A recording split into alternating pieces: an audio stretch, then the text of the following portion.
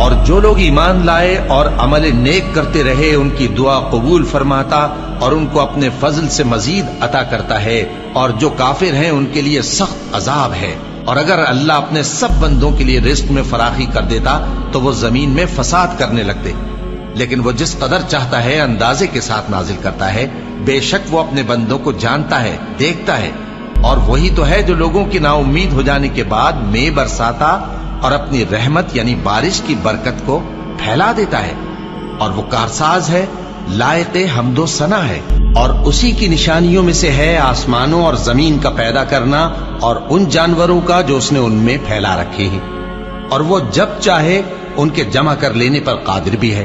اور جو مصیبت تم پر واقع ہوتی ہے سو تمہارے اپنے کرتوتوں سے، اور وہ بہت سے گناہ تو معاف کر دیتا ہے۔